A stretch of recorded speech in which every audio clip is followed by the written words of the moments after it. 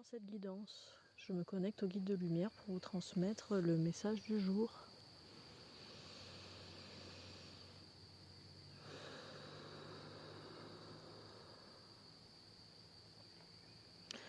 Alors aujourd'hui, on va parler des parts d'ombre. En lien aussi avec les libérations émotionnelles. Alors, ce que je reçois là, c'est que les parts d'ombre, en fait, accepter et reconnaître ces parts d'ombre, ça ne veut pas nécessairement dire... comment dire, ça ne veut pas nécessairement dire regarder en face les mauvaises choses que vous avez fait dans votre vie. Peut-être que vous avez fait des mauvaises choses et auquel cas il n'y a pas de jugement à avoir là-dessus, c'est parfaitement ok. Chacun fait ce qu'il peut avec ce qu'il a à un instant donné.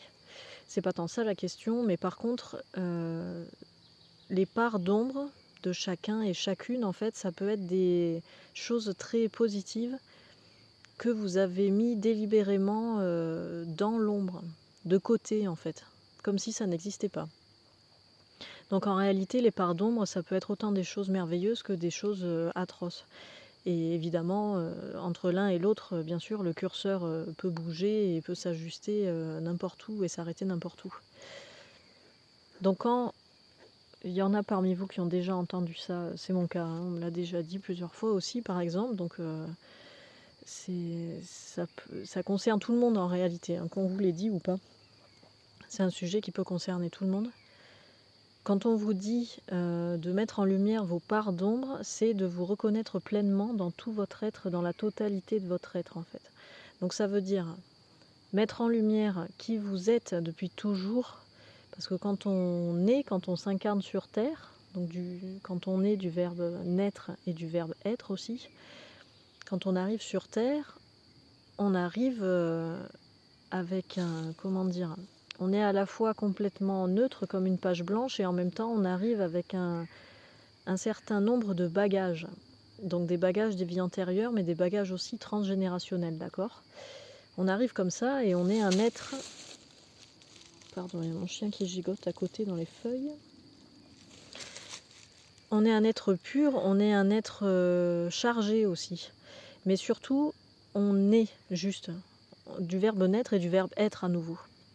Quand on s'incarne sur Terre, on est, sauf qu'après, on se formate pour être différent, pour agir différemment. Et c'est là, en fait, c'est pendant cette période de formatage sociétal, hein, souvent, donc c'est les premières personnes qui sont au contact des enfants, ce sont les parents, mais aussi dans le système éducatif, dans le système de gardiennage, etc., le reste de la famille, les amis, les voisins.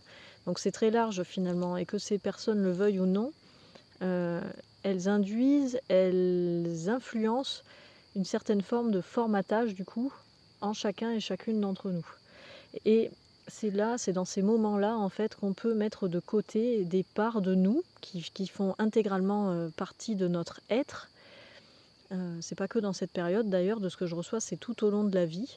On peut mettre des parts de nous de côté pour correspondre à ce formatage et à ce que la société, et donc la société c'est vraiment au sens large, hein, du coup, attend de nous. Et donc ce sont ces parts de nous, ça peut être des qualités hyper lumineuses, hein, c'est ça, les guides insistent là-dessus, c'est-à-dire que les parts d'ombre, ça ne veut pas juste dire les fautes ou les erreurs qu'on a fait dans la vie en fait.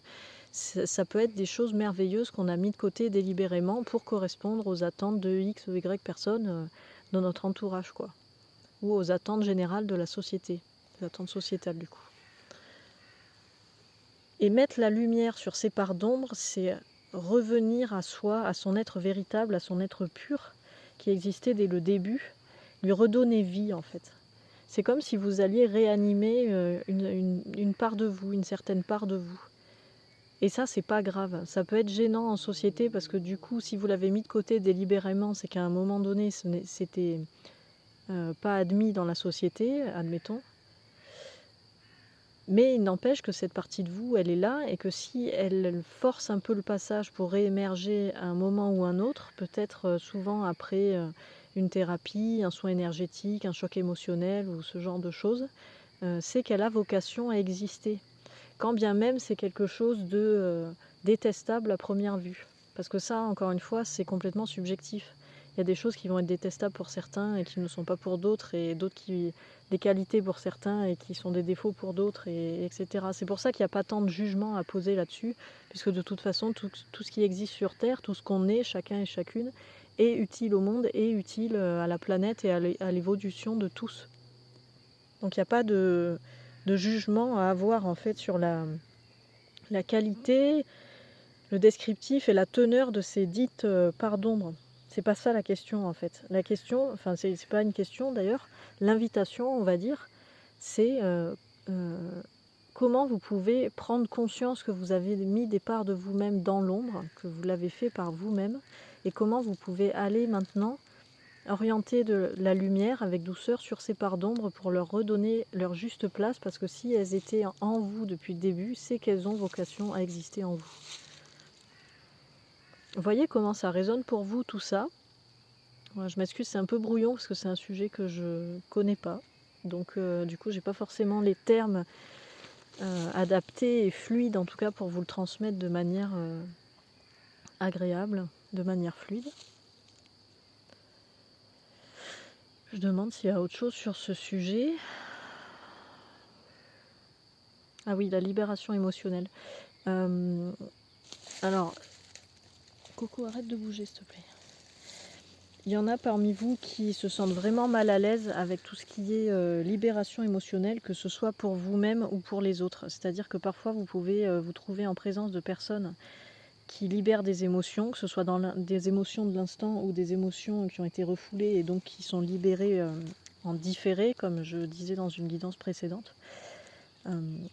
Les guides vous invitent vraiment à vous apaiser là-dessus. Les émotions, c'est normal en fait. Les émotions, ça existe, et si ça existe, comme d'autres choses, c'est que ça a vocation à exister. Donc il n'y a pas lieu à minimiser ces émotions, il n'y a pas lieu à les frustrer, c'est quoi le mot? À les empêcher de vivre, mais c'est pas ça que je cherche comme mot, à les étouffer, enfin voilà, il n'y a pas lieu à ça en fait. Si elles sont là, si elles existent, c'est qu'elles ont vocation à exister.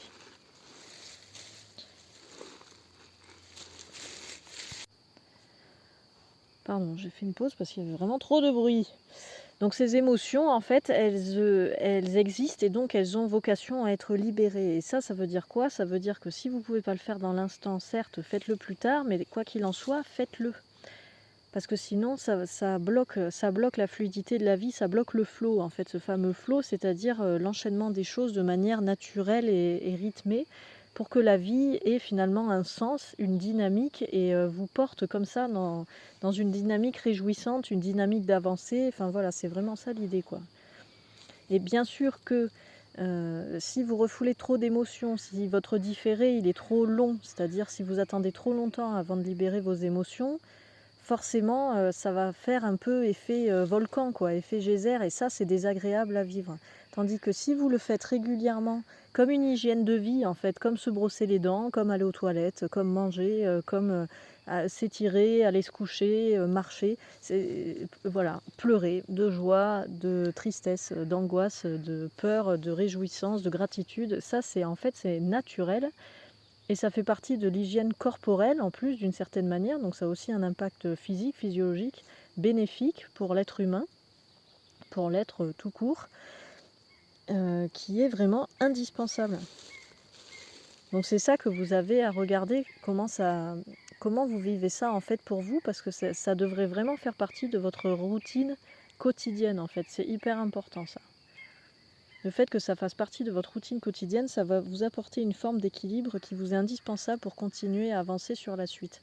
Et pourquoi les guides insistent là-dessus? C'est parce que vraiment, là, dans le suivant de ce qui va se passer cette année, on a vraiment, vraiment besoin d'intégrer ça, de s'entraîner à faire ça là, sur les 3 mois qui viennent, donc juin, juillet, août. En fait, là, c'est vraiment un temps de se poser, de ce que j'entends là, ça va être plutôt calme dans les énergies, et là il faut vraiment qu'on se trouve des routines comme ça, de bien-être, d'ancrage, de vraiment d'être bien à l'intérieur de soi, parce que ça va bouger très fort à l'automne là, ou en tout cas en fin d'été, début d'automne. Et du coup cette routine émotionnelle, de libération émotionnelle, ou en tout cas d'expression émotionnelle, elle est vraiment indispensable à mettre en place. Donc ça, franchement, intégrez-le le plus possible, parce que c'est vraiment, vraiment hyper, hyper important. Et ne vous affolez pas, c'est pas grave de pleurer. Enfin, il y a un moment, on est en 2025 là, si vous êtes encore dans le truc de je pleure, donc ça veut dire que je suis comme ci, comme ça, truc bidule, il faut vraiment sortir de ça là. On n'est plus là-dedans là maintenant, dans la nouvelle humanité. Donc peu importe ce que disent les autres, mais si vous en ressentez le besoin, faites-le. Faites-le parce que vraiment, je sais pas, j'arrive pas à trouver une analogie qui va bien là, mais c'est vraiment une hygiène de vie quoi. Souvent je dis c'est comme tirer la chasse. C'est moche, mais ça illustre vraiment le truc en fait. Je suis désolée, si vous arrêtez de tirer la chasse pendant ne serait-ce que 3 jours, ça va être moche hein, dans vos toilettes. Ou dans votre salle de bain, si les WC sont dans la salle de bain. Et ben, les émotions, c'est pareil en fait. C'est comme s'il y avait des quantités de déchets non utiles qui s'accumulaient. Ben, au bout d'un moment, ça pue, c'est moche, ça bouche. Et quand on tire la chasse et qu'on a trop attendu, ben, dans les toilettes, ça part pas, quoi. Et c'est normal. Et bon. Donc les émotions, c'est la même chose en fait. Pensez à tirer la chasse chaque jour. Donc ça veut dire prenez un temps. Vous verrez que si vous le faites régulièrement, vous ne vous mettrez pas forcément à pleurer. Ce sera juste vivre vos émotions en conscience. Ce ne sera pas forcément pleurer à chaudes larmes pendant 3 plombes. Ce sera juste, voilà, je conscientise mes émotions, point barre. Et c'est passé. Vous voyez ce que je veux dire? Comme encore l'histoire de tirer la chasse, quoi. Si vous tirez la chasse à chaque fois que vous utilisez les toilettes, c'est fluide, ça reste propre, ça sent pas mauvais et tout va bien, quoi. C'est vraiment ça l'idée. Là, je vois vraiment les guides qui sont hyper motivés là-dessus, c'est-à-dire vraiment ça, c'est hyper important. Si vous vous sentez connecté avec cette guidance-là, avec ce que disent les guides sur la libération émotionnelle, franchement, faites-le quoi. Arrêtez de vous brider, arrêtez de vous censurer là-dessus, prenez des temps pour vous et libérez-vous émotionnellement. Si vous n'arrivez pas à pleurer, ce qui est le cas de certaines personnes, de ce que je ressens là, développez des pratiques artistiques, quelles qu'elles soient. Si vous n'avez pas de pratique artistique actuellement, lancez-vous, essayez, je sais pas, allez à l'office de tourisme et puis inscrivez-vous au premier atelier poterie qui passe sous vos yeux. Je dis n'importe quoi, mais pourquoi pas. Faites du land art. Si vous n'avez pas d'argent, allez dans la nature et faites un tableau au sol avec les éléments de la nature. Des bouts de bois, des pierres, des feuilles, des brindilles, de tout, des coquilles d'escargot. Enfin, faites des choses artistiques pour vous délester en fait de trop plein et de surplus émotionnel qui en plus pour les 3/4 d'entre vous là ne vous appartiennent même pas. Donc raison de plus pour faire ça. De toute façon l'humain tend sur ça, hein. Ça va être la nourriture de l'humain, ça va redevenir la nature et ça va redevenir l'art sous toutes ses formes en fait. L'art, la créativité, la nature, c'est un peu vivre d'amour et d'eau fraîche, ce sera un peu ça. Alors évidemment, nous, on ne le verra pas de notre vivant, pas dans ce personnage terrestre-là en tout cas, parce que ça va se faire sur des, je sais pas moi, dizaines, centaines, milliers, millions d'années, j'en sais rien. Mais en tout cas, on va là-dedans. Et ce qui est inconfortable pour nous actuellement, être humain, c'est qu'on est dans cette transition justement. On est entre deux mondes. Deux mondes qui fonctionnent complètement différemment, pardon. Et c'est pour ça aussi qu'il y a de plus en plus d'humains qui ont des difficultés à vivre dans ce monde. C'est pas tant qu'ils sont pas nets dans leur cerveau. Bon, il y en a qui sont pas nets, effectivement, mais c'est pas la majorité en tout cas. C'est surtout que le monde, le monde de la société, hein, quand je dis le monde, là c'est vraiment avec la signification sociétale, n'est pas adapté au nouvel humain, parce que l'humain évolue plus vite que le contexte économique, sociétal et planétaire global quoi, du fonctionnement de l'humain. C'est juste ça, enfin entre guillemets c'est juste ça. Ça a l'air rien quand on dit comme ça dans une phrase sujet, verbe, complément, mais évidemment bien sûr que c'est inconfortable. Mais si vous voulez, si on s'empêche en fait de suivre la nature de l'évolution de notre être humain, on ne pourra jamais se sentir bien dans ce monde, parce que le monde ne changera jamais plus vite. Si nous, on s'empêche d'évoluer et d'incarner cette évolution, le monde ne risque pas d'évoluer et d'incarner cette évolution aussi. Donc c'est ça l'idée, quoi. Je devrais dire ça en début de guidance d'ailleurs, pour être sûr que tout le monde reçoive le message. Mais en tout cas, le message du jour, c'est vraiment ça, quoi. Incarnez-vous et éclairez vos parts d'ombre et libérez vos émotions, quelles qu'elles soient, et de la manière la plus juste et agréable pour vous, de sorte à ce que tout devienne fluide et agréable et que le monde suive cette fluidité en fait. Il faut pour que le monde change et devienne agréable pour tout le monde, il faut qu'il y ait des êtres qui commencent déjà à incarner ce changement. C'est pas moi qui ai inventé le mot là, je sais plus, c'est Gandhi, je crois, qui avait dit ça. Incarne le changement que tu veux voir en ce monde, et c'est vraiment ça l'invitation du jour, du week-end, de l'année. Voilà.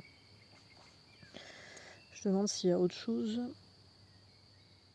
Et apparemment, c'était le message du jour.